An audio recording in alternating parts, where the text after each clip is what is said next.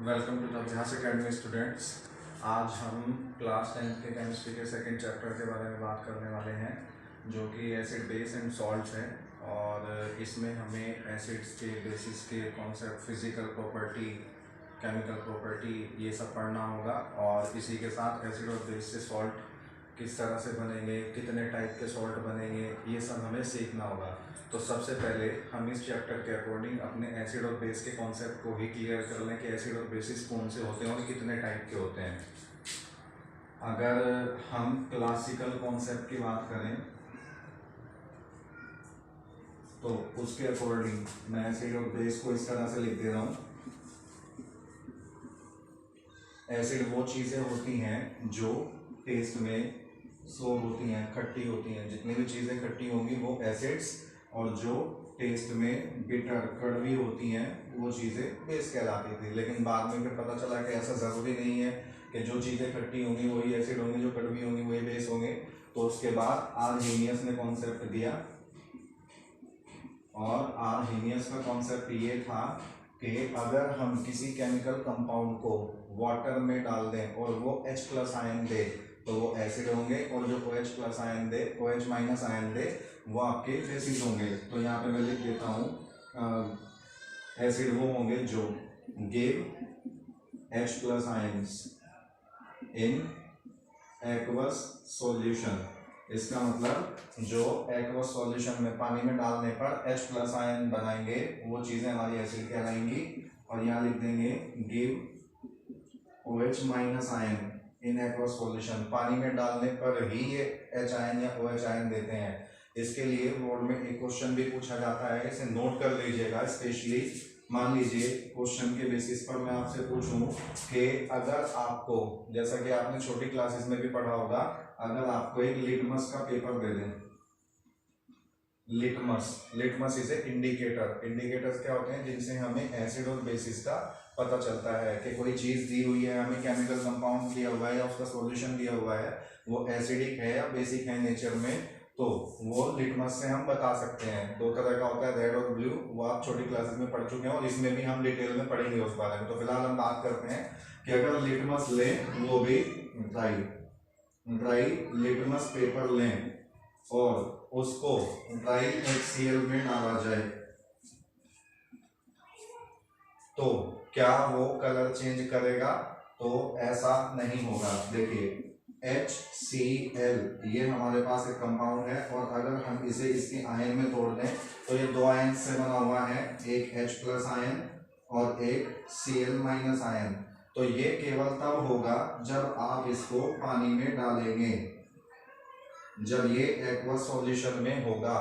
जब ये aqueous solution में होगा तो ही ये H+ आयन देगा, और जब ये H+ आयन देगा तो इस वजह से ये एसिड होगा, और एसिड होगा तो ये चेंज करेगा, चेंज कलर ऑफ लिटमस। ये लिटमस का कलर चेंज करेगा। लेकिन अगर हम सिर्फ HCl की बात करें, this is a compound not ion. ये कंपाउंड है जिसमें H आयन नहीं है, बल्कि पूरा का पूरा HCl एक कंपाउंड है, और यहाँ पर H आयन सेपरेट हो गए, अलग हो गए, इसलिए ये H आयन कहलाएंगे। लेकिन ये एक कंपाउंड है, और यहाँ पे लिटमस जो है, अगर सिर्फ HCl दे दें आपको dry, litmus don't change colour. यहाँ पर लिटमस जो है कोई कलर चेंज आपको शो नहीं करेगा। तो यहाँ पे बोर्ड में क्वेश्चन पूछा जाता है, इसे नोट कीजिएगा, पूरा सही ध्यान से देखिएगा कि अगर आपको ड्राई लिटमस पेपर दे दिया जाए और ड्राई HCl ही दे दिया जाए, तो उसमें क्या लिटमस चेंज करेगा कलर? नहीं। क्यों नहीं करेगा? क्योंकि ड्राई लिटमस और ड्राई HCl में वाटर नहीं है, और वाटर नहीं होगा तो ये H आयन नहीं बनाएगा, और H आयन नहीं बनाएगा तो फिर ये लिटमस जो है कलर चेंज भी नहीं करेगा। तो इसका आंसर अगर आपसे पूछा जाए कि ऐसा क्यों होता है कि ड्राई लिटमस जो है ड्राई HCl में कलर चेंज नहीं करता है, तो इसकी वजह लिखेंगे due to absence of moisture. Due to absence of moisture. क्योंकि अगर मॉइस्चर मॉइस्चर मतलब वाटर वाटर नहीं होगा तो एच आयन नहीं बनेंगे, और एच आयन नहीं बनेंगे तो फिर लिटमस जो है वो आपका कलर भी चेंज नहीं करेगा। ठीक है, ये इसका आंसर हो जाएगा, इसे नोट कीजिएगा। अब अगर हम बात करें कि एच आयन जो एक्वस सॉल्यूशन में दे देंगे वो हमारे एसिड होंगे, जो ओ एच आयन दे देंगे वो बेस होंगे, लेकिन कुछ चीजें फिर फर्दर ऐसी पाई गई कि जो ओ एच आयन नहीं भी देती हैं वो भी बेस होती हैं। उसके लिए एक तीसरा कॉन्सेप्ट है ब्रॉन्स्टेड एंड लॉरी। इन्होंने ये कॉन्सेप्ट दिया और इन्होंने ये कहा कि जो chemical compound H ion give H plus ion इन एक्वस सॉल्यूशन, पानी में डालने पर जो एच आयन दे देंगे वो चीजें हमारी एसिड कहलाएंगी, और जो एक्सेप्ट कर लें accept O H ions in aqueous solution, sorry H ion, जो एच आयन एक्सेप्ट कर ले वे हमारी बेस कहलाएंगी। तो ब्रॉन्स्टेड और लोरी के अकॉर्डिंग एच आयन देने वाली चीजें जो है वो एसिड होंगी और एच आयन लेने वाली चीजें जो है वो बेस होगी।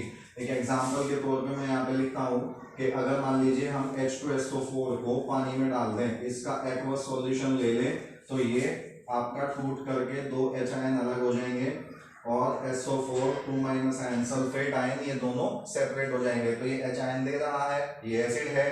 अब अगर हम बात करें NaOH की, NaOH को अगर आप इसे पानी में डालेंगे, पानी में डालने पर ये आपका Na आयन बनाएगा और इसी के साथ में ये OH माइनस आयन बनाएगा।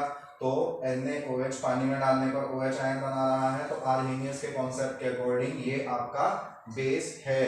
एक तीसरा एग्जांपल लिखता हूं मैं, अगर मान लीजिए NH3 है अमोनिया, अगर आप इसे किसी ऐसी चीज में डाल दें जिसके पास H आयन हो तो उस H आयन को ये एक्सेप्ट कर सकता है, और NH3 ऑलरेडी था, एक H और जुड़ जाएगा तो ये NH4 हो जाएगा और इस पर पॉजिटिव चार्ज आ जाएगा, ये है अमोनियम आयन।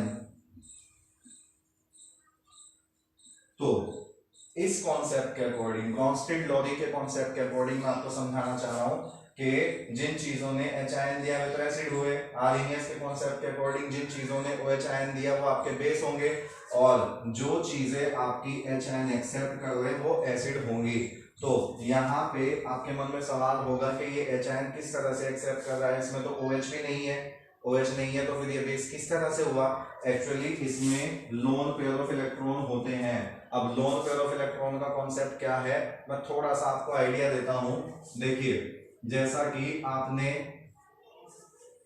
पहले पढ़ा होगा कि इसमें नाइट्रोजन का एटॉमिक नंबर 7 होता है और इसका इलेक्ट्रॉनिक कॉन्फ़िगरेशन 2 और 5 होता है। अब ये वैलेंस शेल के इलेक्ट्रॉन हो गए 5, इसमें ये 5 इलेक्ट्रॉन हम इस तरह से ड्रॉ कर लेंगे, इसके 2 इलेक्ट्रॉन एक साइड में और एक इलेक्ट्रॉन जो है तीनों साइड में, इसमें से 3 इलेक्ट्रॉन को तो हम जोड़ देंगे नाइट्रोजन के साथ में, और इस तरह से इसका ऑक्टेट पूरा हो जाएगा। हर एक एलिमेंट दूसरे एलिमेंट से इसीलिए कंबाइन होता है। एक्चुअली आप आगे के चैप्टर्स में ये कॉन्सेप्ट बहुत ज्यादा डिटेल में सीखेंगे, इसलिए मैं सिर्फ कह रहा हूँ, अभी आपको सिर्फ आइडिया दे रहा हूँ।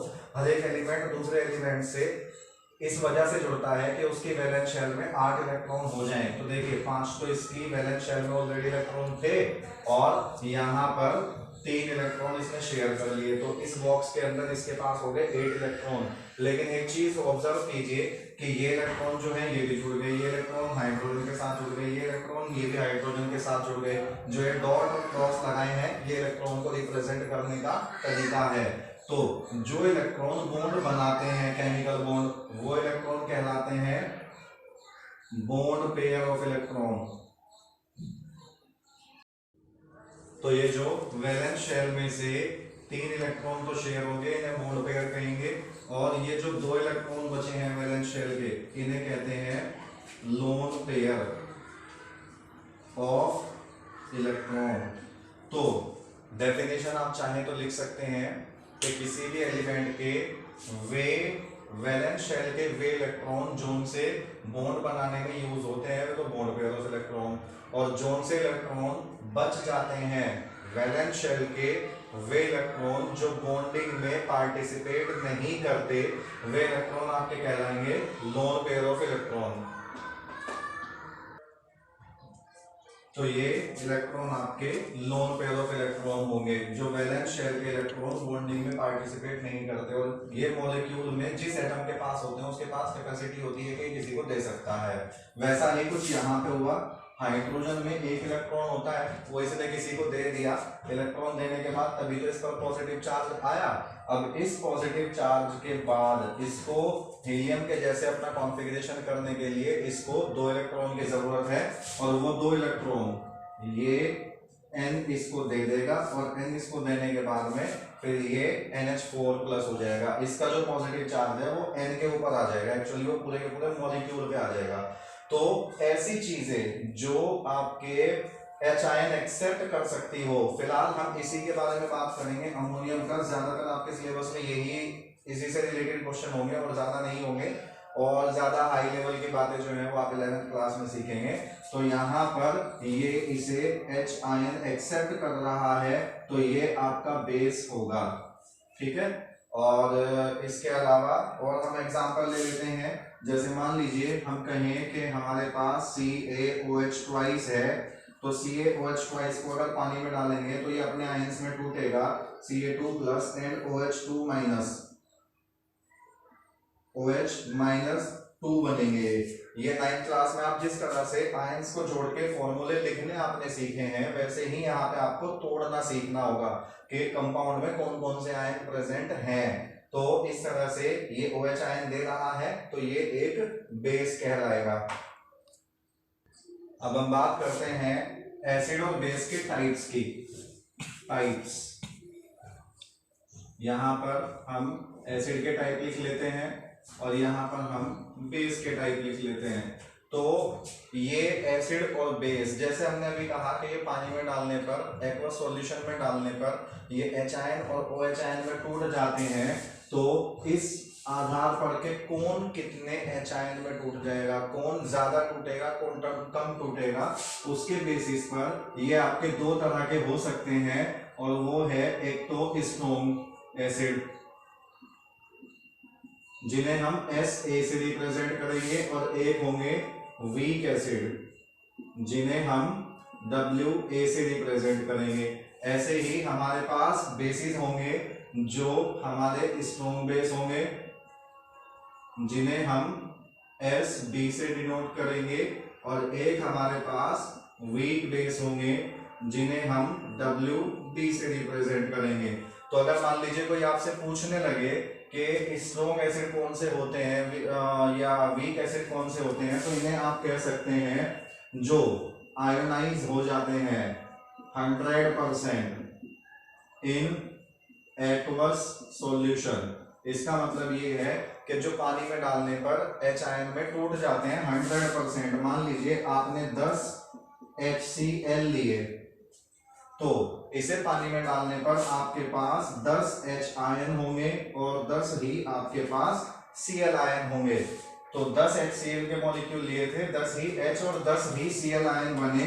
तो हम यहाँ पे कह सकते हैं कि ये 100% जितना भी लिया था सारे के सारे H आयन के फॉर्म में टूट गया। लेकिन अगर हम बात करें एसिटिक एसिड की, CH3COOH, ये एसिटिक एसिड का फॉर्मूला है, ये आप 10 लें और इसको आप आयंस में तोड़ें तो हो सकता है ये आपके 4 तो एसिटेट आयन बनाए, CH3COO माइनस, और जब ये 4 टूटेंगे तो 4 ही आपके H आयन बनेंगे। तो यहाँ पे लिए तो आपने 10 हैं लेकिन टूटे हैं 4 मॉलिक्यूल एसिटिक एसिड के।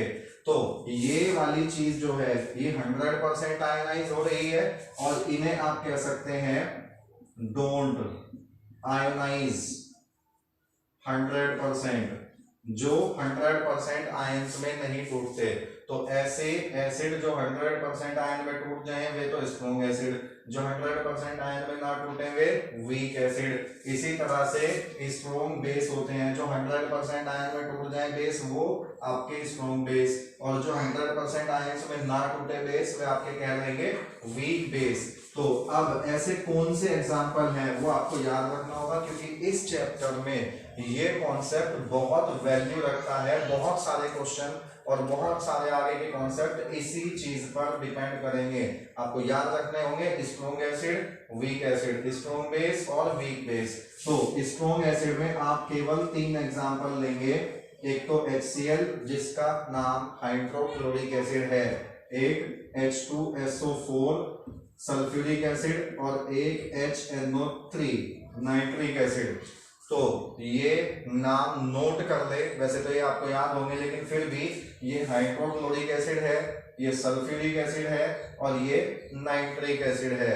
एक बात और नोट कर लीजिएगा, नोट डाल के लिख लीजिएगा कि इन तीनों एसिड को हम मिनरल एसिड भी कहते हैं, मिनरल एसिड्स। तो ये मिनरल एसिड्स जो है, तीनों एसिड्स ऐसे हैं जो 100% आयंस में टूट जाएंगे।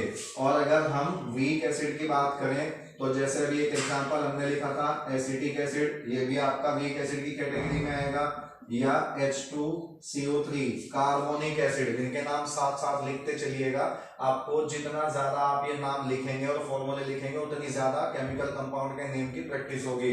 ये कार्बोनिक एसिड है और H3PO4 ये आपका फॉस्फोरिक एसिड है।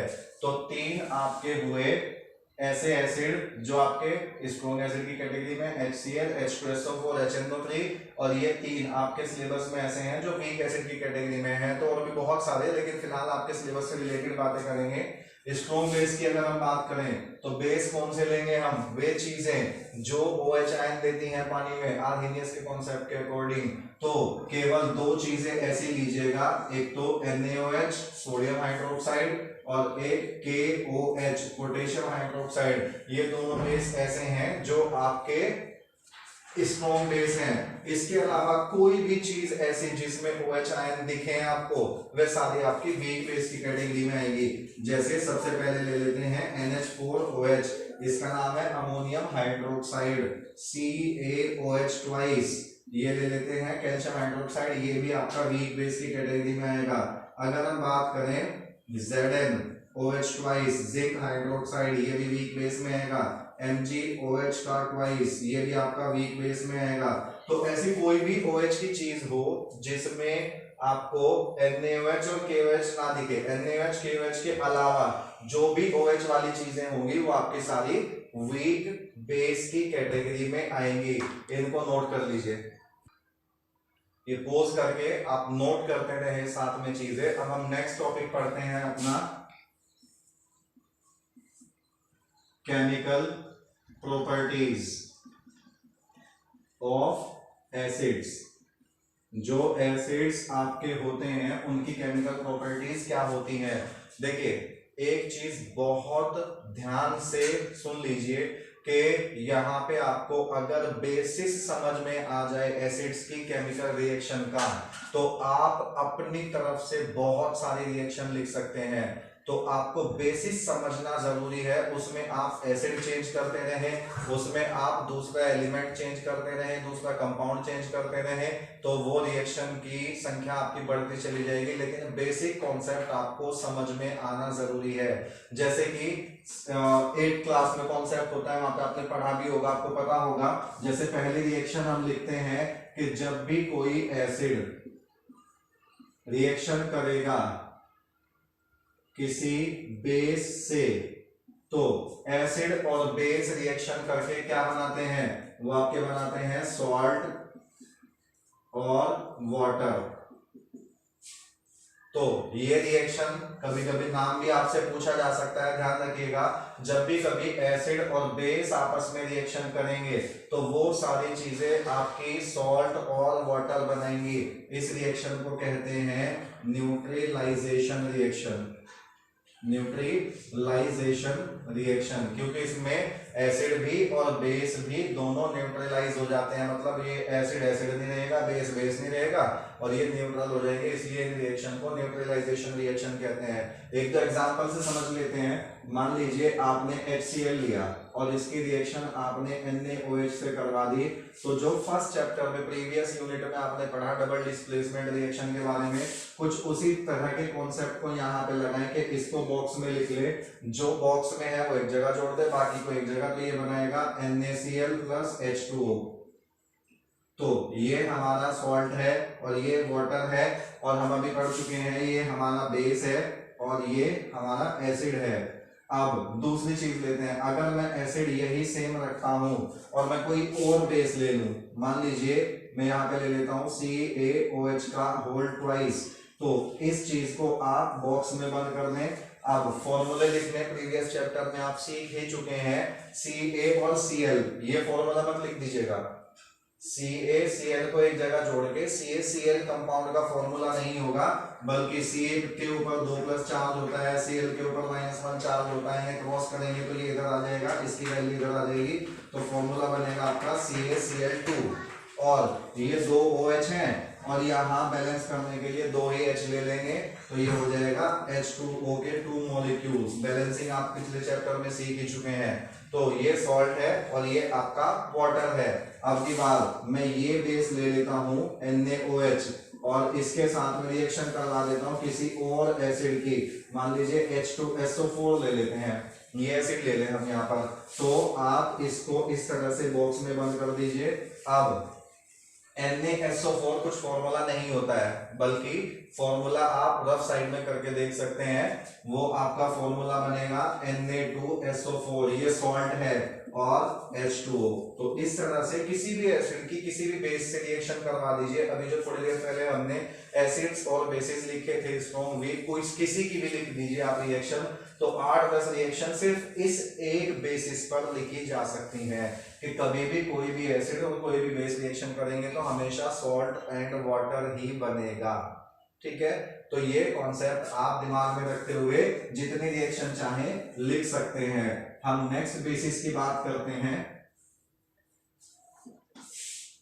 अगर कोई भी एसिड किसी मेटल के ऑक्साइड के साथ में रिएक्शन करेगा तो क्या होगा, एक चीज अलग से नोट कर लीजिएगा कि मेटल ऑक्साइड जो होते हैं, मेटल मतलब calcium, sodium, potassium, aluminium, iron, zinc, ये जो मेटल्स होते हैं उनके साथ जुड़ा हुआ ऑक्सीजन अगर रहेगा तो वे सब बेसिक नेचर के होते हैं। ध्यान रखिएगा इस बात को, ये आप नेक्स्ट चैप्टर्स में आप बहुत डिटेल में पढ़ेंगे। जब आप पीरियोडिक टेबल के बारे में पढ़ेंगे तो आपको पता चलेगा कि किन के बेसिक होते हैं ऑक्साइड, किन के एसिडिक होते हैं। तो फिलहाल आपको ये याद रखना है कि मेटल के ऑक्साइड जो है बेसिक नेचर के होते हैं।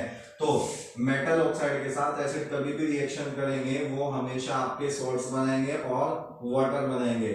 एग्जाम्पल के तौर पे हम यहाँ ले लेते हैं, जैसे मान लीजिए HCl ले लिया हमने, HCl की रिएक्शन मेटल का ऑक्साइड, मेटल के ऑक्साइड के लिए देखिए मैं ले लेता हूँ एग्जांपल कैल्शियम। कैल्शियम एक मेटल है और इसकी ऑक्सीजन, इसको ऑक्सीजन के साथ जोड़ देंगे तो ये इसका ऑक्साइड हो जाएगा। तो यहाँ पर आप क्या करेंगे, इसे एक जगह कंबाइन कर दें और इससे बनेगा ये CaCl2। बैलेंसिंग के लिए आपको ये 2 लेने पड़ेंगे, 2 H है और 1 ऑक्सीजन है। जब 2 H और 1 ऑक्सीजन होगा तो आपका बनेगा वाटर। तो एसिड मेटल ऑक्साइड के साथ रिएक्शन करके सॉल्ट और वाटर बनाते हैं। तो यहां से आप ये भी प्रूव कर सकते हैं कि ये हमारे पास एसिड है, ये तो हमें पता है, ये हमारे पास सॉल्ट है और ये वाटर है। तो सॉल्ट और वाटर कब बनेगा, जब एसिड किसके साथ रिएक्शन करे, किसके साथ रिएक्शन करे, बेस के साथ। तो यहां से हमें इनकी नेचर भी पता चल जाती है कि मेटल के ऑक्साइड जो होते हैं वो बेसिक नेचर के होते हैं। दूसरा एग्जांपल ले लेते हैं, मान लीजिए HNO3 नाइट्रिक एसिड लिया हमने और इसकी रिएक्शन हम करवा दें सोडियम के ऑक्साइड के साथ। अब देखिए यहाँ पे CaO, ये तो कैल्शियम के ऑक्साइड का फॉर्मूला था, क्योंकि कैल्शियम के ऊपर 2 पॉजिटिव चार्ज, इसके ऊपर 2 माइनस चार्ज, तो पॉजिटिव और नेगेटिव चार्जेस कैंसिल हो जाएंगे, जिस वजह से ये आपका फॉर्मूला होगा CaO। लेकिन अगर हम इसकी बात करें, Na के ऊपर 1+ चार्ज होता है, ऑक्सीजन के ऊपर 2 माइनस चार्ज होता है, इसकी ये वैल्यू इधर आ जाएगी, इधर 1 आ जाएगा, जिसको लिखने की जरूरत नहीं पड़ेगी। तो फॉर्मूला आपका लिखा जाएगा Na2O। यहाँ पे फॉर्मूला सही लिखना बहुत जरूरी है, इसके लिए आप प्रीवियस चैप्टर में केमिकल कंपाउंड्स की फिर से प्रैक्टिस कर लीजिएगा। 9th क्लास में जितने भी आपके एग्जाम्पल होंगे 3rd चैप्टर के, उनकी प्रैक्टिस कीजिएगा आयंस में और केमिकल फॉर्मूले लिखने जो आपने सीखे होंगे। तो यहाँ पर आप क्या करेंगे, इनको दोनों को एक जगह जोड़ देंगे, तो ये Na1+ होता है और NO3 नाइट्रेट आयन 1- होता है। जब सेम चार्जेस होते हैं तो उन्हें कैंसिल कर देते हैं, कैंसिल होके ये फॉर्मूला आपका बन जाएगा NaNO3 और यहाँ पर आप बना देंगे वाटर। बैलेंस इसे आप कर सकते हैं। तो इस तरह से कोई भी एसिड कभी भी मेटल के ऑक्साइड के साथ रिएक्शन करेगा तो सोल्ट और वाटर बनेगा। इसके बाद अगर हम बात करते हैं नेक्स्ट बेसिस की, नेक्स्ट बेसिस में हम 3rd पार्ट में ये देख लेते हैं कि जब भी कभी एसिड रिएक्शन करेगा किससे, मेटल से, तो एसिड मेटल से रिएक्शन करके ऑलवेज आपका सॉल्ट बनाएगा और वाटर बनाएगा, सॉरी हाइड्रोजन गैस बनाएगा। ये रिएक्शन आप 8th क्लास में और प्रीवियस चैप्टर में भी पढ़ चुके हैं। तो आप कोई भी एसिड ले लें, जैसे कि आप यहाँ पे ले लें H2SO4 और मेटल ले लेते हैं जिंक, ये प्रीवियस चैप्टर में भी आपकी केमिकल रिएक्शन है। तो यहाँ पर इसको आप एक जगह कंबाइन कर दें, उसको अलग कर दें, तो ये ZnSO4 बनेगा और H2 गैस बनेगी। ये आप अगर टाइप ऑफ रिएक्शन की हम बात करें, जैसे अभी तक ऊपर ये वाली रिएक्शन और ये वाली रिएक्शन हमारी किस तरह की थी, कौन से टाइप की थी, डबल डिस्प्लेसमेंट रिएक्शन। लेकिन हम यहाँ पे देखेंगे इस रिएक्शन को क्या कहेंगे, आप सोच के देखिए प्रीवियस चैप्टर के बेसिस पर। तो जिंक ने यहाँ पे हाइड्रोजन को डिस्प्लेस कर दिया है, तो ये रिएक्शन होगी डिस्प्लेसमेंट रिएक्शन, जिसमें मेटल एसिड्स में से हाइड्रोजन को डिस्प्लेस कर देता है। अगर मान लीजिए हम यहाँ पर HCl ले लेते हैं एसिड और इसकी रिएक्शन सोडियम से करवा दें, मेटल है इससे करवा दें, तो ये NaCl सॉल्ट बनाएगा और हाइड्रोजन गैस बनाएगा। लेकिन यहाँ पर एक चीज ध्यान रखिएगा, जो प्रीवियस चैप्टर में हमने बात की थी रिएक्टिविटी सीरीज की, तो उस रिएक्टिविटी सीरीज के अकॉर्डिंग हमने पढ़ा था कि हाइड्रोजन, उसके नीचे कॉपर होता है, उसके नीचे मरकरी, सिल्वर, गोल्ड और प्लेटिनम ये होते हैं। अगर हम बात करें आप HCl के साथ में Cu की रिएक्शन करवा दें, कॉपर डाल दें इसमें, तो इसमें नो रिएक्शन, कोई रिएक्शन नहीं होगी और ना ही हाइड्रोजन गैस बनेगी। क्यों नहीं बनेगी, इसमें यहाँ पर कॉपर भी तो मेटल है, ये भी मेटल थे, इन्होंने तो डिस्प्लेस कर दिया था, लेकिन कॉपर इसको डिस्प्लेस नहीं कर पाएगा। उसका रीजन क्या है कि ये रिएक्टिविटी सीरीज में कॉपर हाइड्रोजन के नीचे आता है, कॉपर हाइड्रोजन के नीचे आता है तो ये लेस रिएक्टिव हुआ, लेस रिएक्टिव देन हाइड्रोजन। और जब कोई एलिमेंट लेस रिएक्टिव होता है तो वो अपने से ज्यादा रिएक्टिव मेटल को या एलिमेंट को डिस्प्लेस नहीं कर सकता, तो इसलिए यहाँ पर कोई रिएक्शन नहीं होगी। मान लीजिए आपको बाय चांस सल्फ्यूरिक एसिड दे दिया जाए और उसमें कॉपर डाला जाए, तो यहाँ पर डिस्प्लेसमेंट रिएक्शन नहीं होगी। रिएक्शन तो एक्चुअली हो जाएगी लेकिन डिस्प्लेसमेंट रिएक्शन नहीं होगी। यहाँ पर आपका बनेगा CuSO4 SO2 एंड H2O। अब यहाँ पर आपको डाउट आएगा कि रिएक्शन तो हो रही है, लेकिन एक बात नोटिस कीजिएगा कि बेसिस में हमने लिखा एसिड और मेटल रिएक्शन करके सॉल्ट और हाइड्रोजन गैस बनाते हैं। इसमें रिएक्शन भले ही हुई हो लेकिन यहाँ पे हाइड्रोजन गैस नहीं बनेगी। तो ध्यान रखिएगा, कोई भी मेटल अगर हाइड्रोजन से लेस रिएक्टिव है तो वो एसिड में से हाइड्रोजन गैस को डिस्प्लेस नहीं कर सकता है। अब अगर हम अपने नेक्स्ट कॉन्सेप्ट की बात करें केमिकल प्रॉपर्टी की, तो इसको पोस्ट करके आप लिखते रहिएगा साथ साथ। नेक्स्ट प्रॉपर्टी की अगर हम बात करते हैं तो उसमें हम कहेंगे कि कभी भी कोई भी एसिड अगर किसी मेटल के ऑक्साइड के साथ में रिएक्शन करेगा तो मेटल के ऑक्साइड के साथ में रिएक्शन करके वो हमेशा सॉल्ट बनाएगा, कार्बन डाइऑक्साइड गैस बनाएगा एंड वाटर बनाएगा। तो ये बेसिस आप याद रखेंगे। इसके लिए हम कुछ एग्जांपल्स देख लेते हैं। जैसे मान लीजिए आपके पास में CaCO3 मेटल सॉरी ऑक्साइड ही कार्बोनेट लेते हैं, कार्बोनेट ऑक्साइड तो हो गया हमारा मेटल कार्बोनेट। देखिए ये कैल्शियम मेटल है और कार्बोनेट हो गया ये इसका, क्योंकि इसके साथ CO3 जुड़ा हुआ है। तो मेटल कार्बोनेट जब भी कभी एसिड से रिएक्शन करेंगे तो एसिड से रिएक्शन करके हमेशा सॉल्ट बनाएंगे, कार्बन डाइऑक्साइड और वाटर। सॉल्ट कौन सा बनना चाहिए, ये और ये दोनों मिलकर सॉल्ट बनेगा, जिसका फॉर्मूला होगा CaCl2 और हमेशा CO2 और H2O तो बनेगा ही कार्बन डाइऑक्साइड। आप चाहे तो यहाँ पर इसको कार्बन डाइऑक्साइड को ऐसे गैस दिखा सकते हैं। अब अगर हम बात करें जो एक बहुत इंपॉर्टेंट रिएक्शन है Na2SO4 Na2CO3, सोडियम कार्बोनेट ले लेते हैं और इसकी H2SO4 से रिएक्शन करवा दें तो H2SO4 से रिएक्शन करवाने पर ये और ये मिलाकर आप सॉल्ट बनाएंगे, जिसका फॉर्मूला होगा Na2SO4 प्लस CO2 और प्लस H2O। तो यहाँ पे ये मेटल कार्बोनेट है। अच्छा, मेटल कार्बोनेट के अलावा अगर मेटल बाइकार्बोनेट हो तो भी सेम रिएक्शन होती है। जैसे हम एक एग्जांपल ले लेते हैं और ये रिएक्शन बहुत इंपॉर्टेंट है, इस पे आप फोकस करिएगा और इसे बहुत ध्यान से देखिएगा कि अगर आपके पास NaHCO3 हो तो ये बाइकार्बोनेट आयन है, सोडियम एक मेटल है, तो मेटल बाइकार्बोनेट हो गया जो कि सल्फ्यूरिक एसिड के साथ रिएक्शन करेगा और सल्फ्यूरिक एसिड के साथ में रिएक्शन करके सॉल्ट बनाएगा। सेम रिएक्शन होगी, Na2SO4 बनेगा, कार्बन डाइऑक्साइड गैस बनेगी और H2O बनेगा। एक्चुअली आपसे बोर्ड में क्वेश्चन पूछा जा सकता है कि यहाँ पर ये रिएक्शन कहाँ पे यूज होती है। ये आपकी यूज होती है फायर एक्सटिंग्विशर में, जो आग बुझाने वाली वो जो सिलेंडर सा होता है ना फायर एक्सटिंग्विशर, उसमें यही रिएक्शन होती है। सोडियम बाइकार्बोनेट के साथ जब सल्फ्यूरिक एसिड रिएक्शन करता है तो वो सॉल्ट, कार्बन डाइऑक्साइड और वाटर बनाएगा।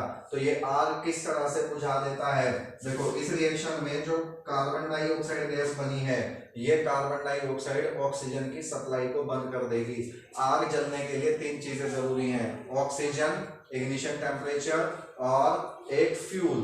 तो अगर इन तीनों चीजों में से किसी भी चीज का आप कमी कर दें, किसी भी चीज को हटा दें, तो वो रिएक्शन मतलब जलने की प्रोसेस जो है बंद हो जाती है। तो यहाँ पे मैंने कहा कि कार्बन डाइऑक्साइड क्या करेगी, ये ऑक्सीजन की सप्लाई को बंद कर देगी। जब ऑक्सीजन सप्लाई फ्यूल को मिलनी बंद हो जाएगी तो आग बुझ जाएगी। एक तो रीजन ये, इसे नोट कर लीजिएगा, carbon dioxide stop the supply of oxygen, that's why fire goes out. ये सेंटेंस नोट कर लीजिएगा कि जब कार्बन डाइऑक्साइड ऑक्सीजन की सप्लाई बंद कर देती है तो आग बुझ जाती है। दूसरी बात, वाटर क्या करेगा, ये इग्निशन टेम्परेचर, इग्निशन टेम्परेचर वो टेम्परेचर होता है जो किसी भी फ्यूल को जलने के लिए चाहिए, तो इग्निशन टेम्परेचर को डाउन कर देता है। तो मैंने तीन चीजें बताई जिसमें आग जलने के लिए जरूरी है, फ्यूल, इग्निशन टेम्परेचर और ऑक्सीजन की सप्लाई। यहाँ पर ये ऑक्सीजन की सप्लाई को बंद कर रहा है इसलिए आग बुझ जाएगी, ये इग्निशन टेम्परेचर को डाउन कर रहा है वाटर, इसलिए आग बुझ जाएगी। तो ये रिएक्शन आपकी बोर्ड में पूछी जाती है जो कि फायर एक्सटिंग्विशर्स में आग बुझाने के लिए इस्तेमाल होती है। ये बेसिस और जो प्रीवियस रिएक्शन है पॉज करके या बैक करके एक बार दोबारा से कीजिए। आई अश्योर यू स्टूडेंट्स कि इस चैप्टर के रिएक्शन सबसे ज्यादा इंपॉर्टेंट है बोर्ड के एग्जाम के पॉइंट ऑफ व्यू से। तो जितनी भी रिएक्शन हमने इसके बेसिस पर लिखी, इसके बेसिस पर, और यहाँ पर जो मेन रिएक्शंस थी मैंने वो लिख दी है। उसके अलावा अगर आप चाहे एसिड बदल ले, बेस बदल ले, तो प्रोडक्ट बदल जाएंगे। आप अपने पास से आप केमिकल फॉर्मूले लिखने जानते हैं, एसिड और बेस के फॉर्मूले जानते हैं और इनके फॉर्मूले आपको पता है, तो आप अपने पास से रिएक्शन लिखें। और अगर आपको किसी रिएक्शन में डाउट होता है तो कमेंट में हमें बताइए या फिर हमें कांटेक्ट कीजिए, तो वो रिएक्शंस भी आपको क्लियर कर दी जाएगी। ठीक है, अब हम पढ़ेंगे chemical properties of base. Basis की केमिकल प्रॉपर्टी, जिस तरह से हमने एसिड्स की पढ़ी वैसे ही बेसिस की केमिकल प्रॉपर्टीज के बारे में हम पढ़ेंगे। तो सबसे पहली प्रॉपर्टी आप वही ले सकते हैं, कभी भी कोई बेस जब एसिड के साथ रिएक्शन करेगा तो बेस एसिड के साथ रिएक्शन करके हमेशा सॉल्ट एंड वाटर ही बनाएगा। वही प्रीवियस वाली रिएक्शन है, बस एसिड और बेस उल्टे हो गए। ये पहले लिख दिया मैंने, ये लिख दिया बाद में, इससे कोई फर्क नहीं पड़ता। दो रिएक्टेंट आप आगे पीछे लिख देंगे, उससे कोई फर्क नहीं पड़ेगा, प्रोडक्ट आपका वही रहेगा। कंडीशंस चेंज करने से हो जाता है, तो वो बात अलग है। हम नेक्स्ट रिएक्शन की बात करते हैं और ये बहुत ही इंपॉर्टेंट है। ये तो आप वेरी वेरी इंपॉर्टेंट लिख लीजिए। पिछले कई सालों से हर बार बोर्ड में यहां से क्वेश्चन पूछा जाता है कि बेस मेटल के साथ में रिएक्शन करते हैं तो वो सॉल्ट बनाएंगे और हाइड्रोजन गैस बनाएंगे। लेकिन ऐसे मेटल कुछ एक ही हैं जिसमें से आपके सिलेबस में सिर्फ और सिर्फ एल्यूमिनियम और जिंक मेटल आप लेंगे। तो एग्जांपल के तौर पे मैं लिख देता हूं, ये रिएक्शन बहुत ही इंपॉर्टेंट है, आपको हॉट्स के क्वेश्चन में मिलेगी और आपको डायरेक्ट रिएक्शन में भी मिलेगी। ये ऐसे क्वेश्चन मिलेंगे, what happen when this metal react with base, या what happen when base NaOH sodium hydroxide react with zinc और एल्यूमिनियम। किसी भी तरीके से सवाल पूछा जाए आपसे तो NaOH अगर Al के साथ में रिएक्शन करेगा तो ये आपका NaAlO2 बनाएगा जिसका नाम है सोडियम एल्यूमिनेट और हाइड्रोजन गैस बनेगी। ऐसे ही अगर NaOH आपका जिंक के साथ में रिएक्शन करेगा तो ये Na2ZnO2 ये बनाएगा और हाइड्रोजन गैस बनाएगा, इसका नाम है सोडियम जिंकेट। तो ये दोनों रिएक्शन बोर्ड के पॉइंट ऑफ व्यू से बहुत ही इंपॉर्टेंट है। ये आपको किसी भी एंगल से घुमा फिरा के कैसे भी पूछी जा सकती हैं। इसमें डाउट में मत रहिएगा कि Na2ZnO2 यहाँ पे दो मेटल किस तरह से आ गए, दो मेटल किस तरह से आ गए। अगर आप अपने कन्वेंस के हिसाब से कहना चाहे तो आप इन्हें ये कह लें कि ये कॉम्प्लेक्स सॉल्ट हैं, ऐसे सॉल्ट जिनमें दो मेटल के एटम रहते हैं। जो नॉर्मल सॉल्ट थे हमारे, अभी हमने पीछे पढ़े, NaCl हुआ, CaCl2 हुआ, Na2SO4 हुआ, ये सब नॉर्मल सॉल्ट की कैटेगरी में आएंगे जिसमें एक मेटल का एटम होगा और एक नेगेटिव आयन होगा। जबकि दो मेटल एटम होने पर, जैसे इसमें Na और Zn है, इसमें Na और Al है, ये मेटल होने पर जो सॉल्ट बनते हैं वो कॉम्प्लेक्स सॉल्ट कहलाते हैं। और तीसरी केमिकल रिएक्शन की अगर हम बात करें तो वो बेस के साथ में जब कभी नॉन मेटल के ऑक्साइड रिएक्शन करते हैं, नॉन मेटल के ऑक्साइड रिएक्शन करते हैं तो सॉल्ट एंड वाटर बनता है, सॉल्ट एंड वाटर बनता है। ठीक है, अब जैसे आपने अभी थोड़ी देर पहले एक पॉइंट मैंने लिखने को, नोट डाउन करने को कहा था कि मेटल के ऑक्साइड जो है बेसिक नेचर के होते हैं, ऐसे ही आप याद रखिएगा कि नॉन मेटल के ऑक्साइड एसिडिक नेचर के होते हैं, ये एसिडिक नेचर के होते हैं। अब अगर हम बात करें कि नॉन मेटल के ऑक्साइड है कौन से, नॉन मेटल एलिमेंट कौन होते हैं, जैसे कार्बन हुआ, सल्फर हुआ, नाइट्रोजन हुआ, इनके ऑक्साइड मतलब जैसे NO2 हुआ, SO2 हुआ या SO3 हुआ, और यहाँ पे कार्बन का ऑक्साइड ये होगा कार्बन डाइऑक्साइड, ये सब आपके नॉन मेटल के ऑक्साइड हैं। तो एग्जांपल के तौर पे मैं लिखता हूं, अगर NaOH की रिएक्शन आप कार्बन डाइऑक्साइड से करवा देते हैं तो इससे सॉल्ट बनाएंगे Na2CO3 sodium carbonate and water. अगर आप NaOH की रिएक्शन सल्फर डाइऑक्साइड के साथ में करवा देते हैं या सल्फर ट्राइऑक्साइड के साथ में करवा देते हैं। तो जैसे अभी SO2 लिखा मैंने, तो इसके लिए क्या करेंगे, SO2 ये ऑलरेडी है, एक यहां से आप ऑक्सीजन ले लेंगे तो ये बन जाएगा आपका Na2SO3 सोडियम सल्फाइड, ये एक सॉल्ट है और ये आपका वाटर बन जाएगा। तो इस तरह से ये बेसिस की केमिकल प्रॉपर्टीज है जो आपको ध्यान रखनी है। तो ये एसिड और बेस रिएक्शन करके सॉल्ट और वाटर बनाएंगे, this is neutralisation reaction. Base और नॉन मेटल के ऑक्साइड मिलकर भी सॉल्ट और वाटर बनाएंगे, this is also neutralisation reaction. लेकिन सबसे ज्यादा जो क्वेश्चन आपसे बेस की प्रॉपर्टी में से पूछे जाएंगे, मैं फिर से कह रहा हूं, this reaction is very very important. कौन से बेस ऐसे होते हैं जो मेटल के साथ में रिएक्शन करके सॉल्ट और हाइड्रोजन गैस बनाएंगे, एक ये है NaOH। और कौन से मेटल ऐसे हैं जो आपके सॉल्ट और हाइड्रोजन बनाएंगे या बेसिस के साथ रिएक्शन करेंगे, जिंक और एल्यूमिनियम। एल्यूमिनियम बेस के साथ में रिएक्शन करके सोडियम एल्यूमिनेट बनाएगा और जो जिंक है वो NaOH के साथ में रिएक्शन करके सोडियम जिंकेट बनाएगा। ठीक है, इसको पॉज करके आप नोट डाउन कीजिए। तो स्टूडेंट्स, ये हमारे एसिड और बेस के कुछ कॉन्सेप्ट थे और एसिड की केमिकल प्रॉपर्टीज और बेसिस की केमिकल प्रॉपर्टीज के बारे में हमने पढ़ा। अब इसके जो आगे के टॉपिक हैं वो हम नेक्स्ट वीडियो में पढ़ेंगे कि एसिड और बेस रिएक्शन करके जो सॉल्ट बना रहे हैं वो कितने तरह के सॉल्ट बनेंगे, सॉल्ट होता क्या है एक्चुअली, जो केमिकल फॉर्मूले आपके सामने लिखे हुए हैं उनमें से आपको किस तरह से पता चलेगा कि सॉल्ट जो है कौन से हैं। इसके अलावा इसमें आपको इंडिकेटर्स का कॉन्सेप्ट पढ़ना है, पीएच का कॉन्सेप्ट पढ़ना है और फाइनली आपको कुछ ऐसे सॉल्ट्स, कॉमन सॉल्ट हैं जो हमारी डेली लाइफ में यूज होते हैं, उनका प्रिपरेशन कैसे करना है और उनके हमारे डेली लाइफ में यूज क्या होते हैं उसके बारे में पढ़ेंगे। तो उसके लिए हम नेक्स्ट वीडियो में बात करेंगे। आज के लिए फिलहाल इतना ही काफी है कि आप एसिड और बेस के कॉन्सेप्ट को समझिए और उनकी केमिकल प्रॉपर्टीज को समझिए। ठीक है, कोई डाउट है तो हमें कमेंट में लिख के बताइए और प्लीज लाइक कीजिए वीडियो को, सब्सक्राइब करें और जितने भी दूसरे स्टूडेंट्स को आपके नोन हो, जो आपके रिलेटिव्स हो, उनको भी ये वीडियो सेंड करें ताकि उनको भी इसकी हेल्प मिल सके और हमारा द अभ्यास एकेडमी का मोटो भी सॉल्व हो सके, जो कि ये है कि इस लॉकडाउन की सिचुएशन में यहाँ पर बच्चों की पढ़ाई का नुकसान की भरपाई किस तरीके से की जाए। तो प्लीज लाइक, कोई प्रॉब्लम हो तो कमेंट करें और ज्यादा से ज्यादा शेयर करें और सब्सक्राइब करें। Thank you.